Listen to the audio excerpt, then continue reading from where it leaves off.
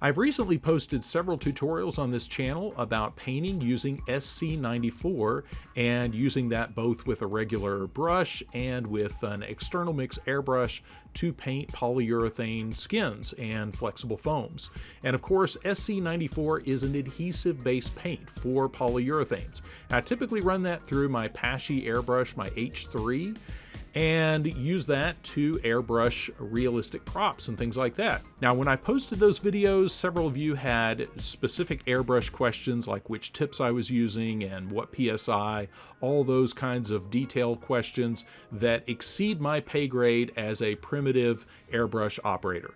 So at the recent Transworld 2026, I had the opportunity to talk to Paasche Airbrush, and this is by no means a paid sponsored placement by Paasche Airbrush. These guys just know their stuff and really important information here. So definitely bookmark this video because a lot of good information about airbrush use, PSI, and of course airbrush cleaning. So without further ado, here is Dennis and Chuck. Well, we're here at Transworld with Chuck and Dennis from Paasche, and that's got to be one of the most important things I've learned at this show is how to properly pronounce the Paasche name. Yes. Because for the last 30 years of my life. Yeah, a lot of people, you know, it's always they say Paasche, they say Paasche, exactly. So many different ways that they say it, and the real pronunciation is Paasche. Excellent. Well, so a lot of my audience on YouTube is curious about, I have a lot of tutorials showing painting using adhesive-based paints. Okay. Like SC94 is the one I was talking to you about the other day. Correct. That's like a low viscosity, water-based for painting like polyurethane foams and things like that. But then we also have people painting silicone with typically like an AB silicone broken down with solvent and airbrushed. Correct. So take me through, I know we were talking about the other day, I used the H3. H3. And that one has served me well, but tell me a little bit about how you go about figuring out some of these things. You know, it really all goes down to what you're actually using, and how if you're looking for detail or non-detail, and then the materials. You can use silicone paints in the H as well, but most of the time you have to change to the size number 5 instead of the 3. You want to go to the size 5 just to be able to flow that material. So it always goes by viscosities and then your air pressures. And that one is what, a 3? That comes with a 3? It comes standard set up as a size 3. That's how we assemble them. And there's identification marks on all the parts, so you'll know you have to have everything matched correctly. Many people mix parts because they don't know to look for the markings on the parts. Guilty. I've done that before. and most people don't realize that we use those marks, and I've had people say, I have never known that we mark our needles, the tips, and air caps and everything with those line significations. But it also has to match. You can't intermix sizes. You can't put a 1 in with a number 2. You have to run down the line, 1, 1, and 1. Yes, and I have done exactly that. I'm one of those guys, I learned that the hard way. Yeah. So many people do. So many people do. And it's all, to me, it's all education. And once you have that education, knowledge of what to do and what to look for, then things go much easier for you.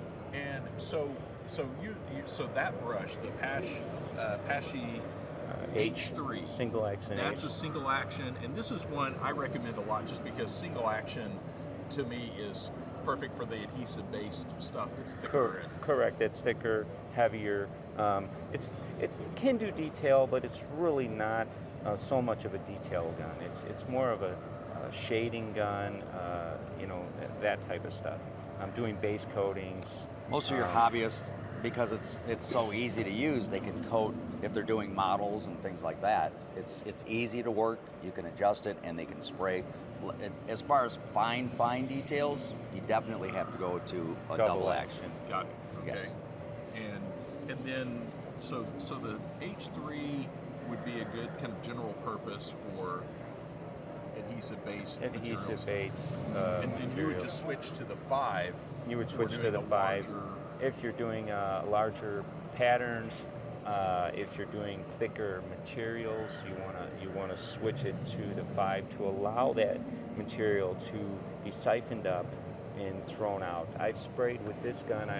Back in the day, I was doing fishing lures, and I would use the H for doing my final epoxy coat on the outside of the crankbait. So I was putting it on as a clear epoxy, and I would mix the two together, and I'd use an H number 5 at about 80 psi to be able to push that epoxy out of the brush.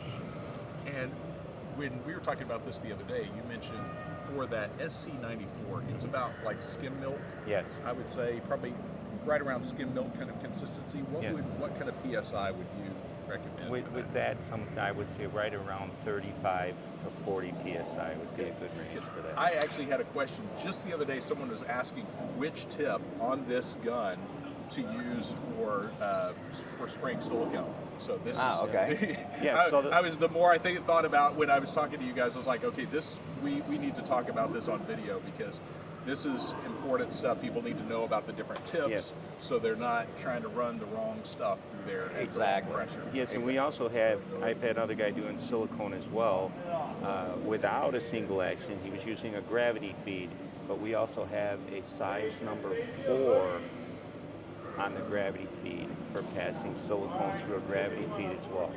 Oh, nice. And these are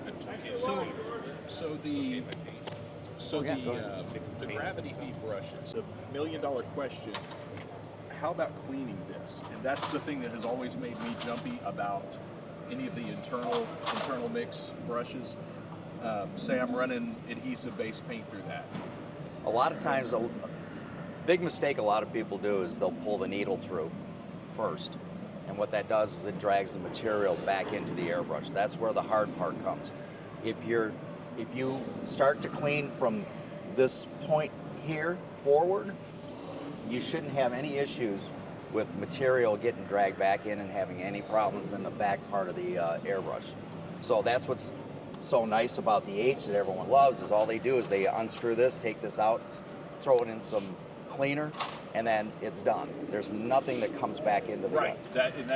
I'm one of those guys. Exactly, and that's why they do it. Simple. Yes. Exactly. So, but when you're doing something like this, the minute you pull that through, you pulled material through. Now, you may clean everything here, but then all of a sudden, you're having issues back here with the trigger. It's sticking or something of that sort. Okay, this is all excellent information. So a lot of times, if you're going to clean anything, you pull your top off. You have a basin or something with your material. Stick this in there, and just tap a little bit and do a little back pressure on it, and clean everything this way. Let it all come this way. Pull this off. You can pull the tip off and just clean everything. Put everything back on, and then you can take that needle and pull it back after it's clean. So you want to get all that needle from that point forward to be clean. After you flush it. And so this is making me feel a lot better about maybe venturing more into some of the internal mix brushes, because Yes. that has always been my main hurdle is on the internal mix is some of the first brushes I got were really nice double action internal mix and jacking them all up with enamels and stuff. So Exactly. Sure. Exactly.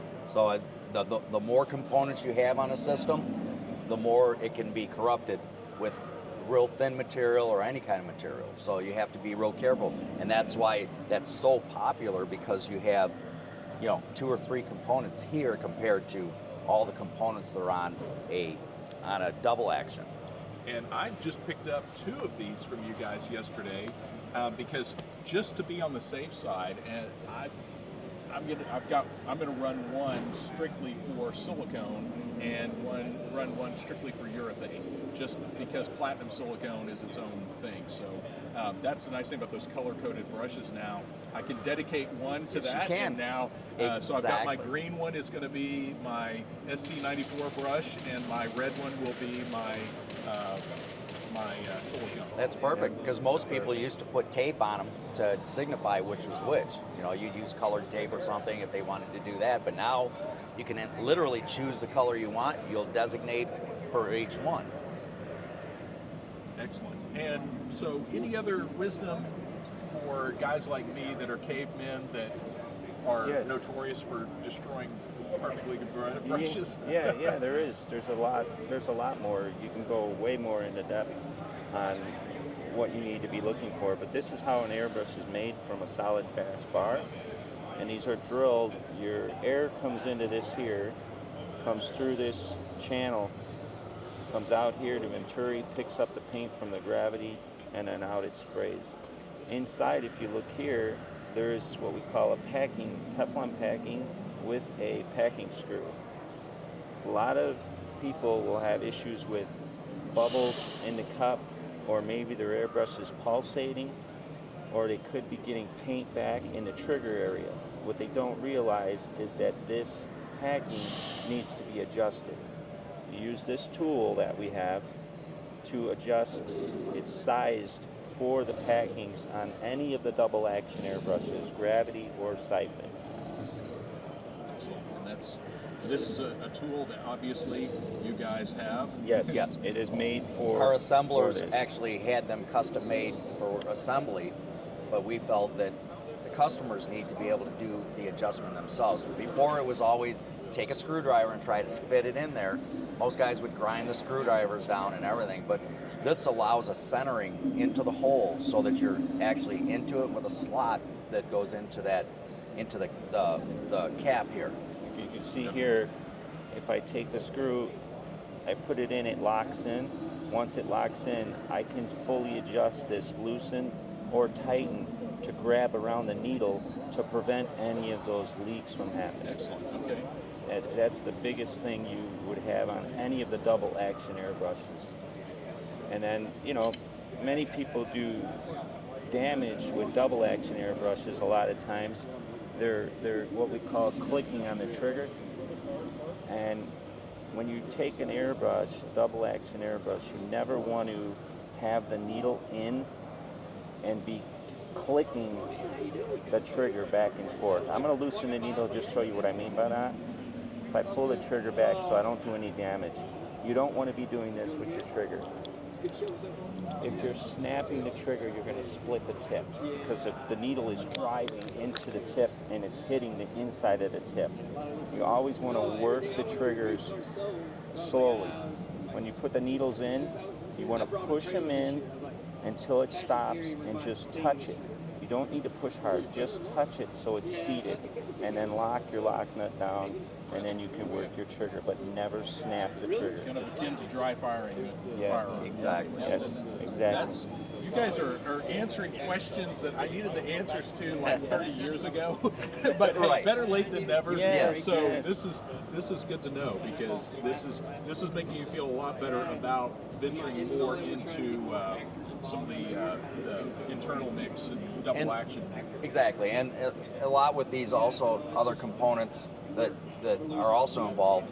We have a nut back here that allows the trigger to only go back so far. So if you're wanting to run a certain line, if somebody's just starting to airbrush with a double action, this will come back to the back end of the needle, and it only allows your trigger to go back so far. So when you decide to start airbrushing, turn that dial back, and now this will only go to that point.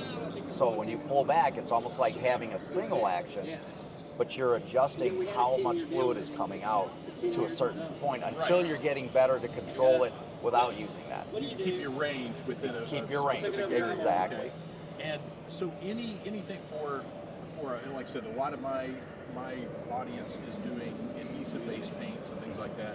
And you mentioned running epoxy. I've never airbrushed epoxy. And any particular tips about solvents, putting any solvents, anything we wouldn't want to do with that packing you were showing? You can soak the airbrush. If you were going to soak the airbrush in any kind of solvents, it's fine. But you have to remember, inside your air valve, there's components in here that you want to remove. There's a plunger and a spring that you need to take out, because the O-ring that's in the air valve will swell up. Gotcha. So you Okay. don't want to swell up the O-rings. And that goes in any of the brushes. Even this one has a plunger and a spring and a nut inside here to remove, to take the air valve out if you're going to do any soaking on any of the shells, any Excellent. of the bodies. Okay. Well, and what is the best place? What's the best resource? I mean, obviously, this is going to be, just a little over 10 minutes of knowledge dropping here. But Yes. any particular place that you would recommend for, especially guys like me, paint with your brushes to get some of this information? YouTube is probably the best place to go. I mean, you're going to have just scan through different YouTube videos on how to assemble the Talon.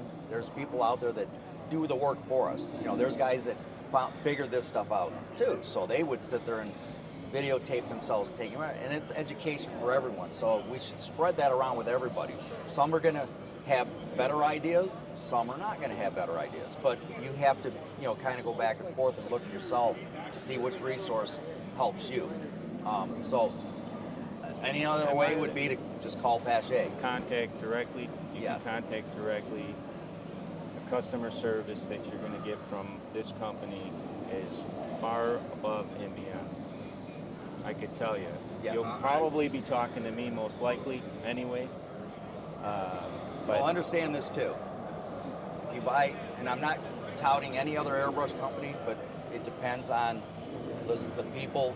We make the airbrushes. So everybody in that place makes the airbrush. You can talk to our assemblers and they can tell you how they put them together. it's USA made. It's USA made. That's the important part of it. Japan, China, you won't be able to talk to the engineers there to have them, show you how to do it or tell you what to do. But we're here for everyone Well, else. and I have to say, and I'm by no means a paid Paasche rep or anything, and I have to say, you guys, just in a few minutes of coming over here the other day, you guys immediately answered some questions that I didn't even know I had. So That's great. So very helpful. I really appreciate it, and I'll get this up there, and hopefully this video will also be one more little breadcrumb in the broader trail for people playing with this stuff. And I really appreciate you guys. Well, Mitch, thanks a helping lot out for with stopping, it. man. Mitch, And it's We great. followed you through Brick in the Yard. I have followed you, and your knowledge and the way that you explain to people is how I feel like I want to teach people also. Because I've learned from you just watching your videos and listening to your voice.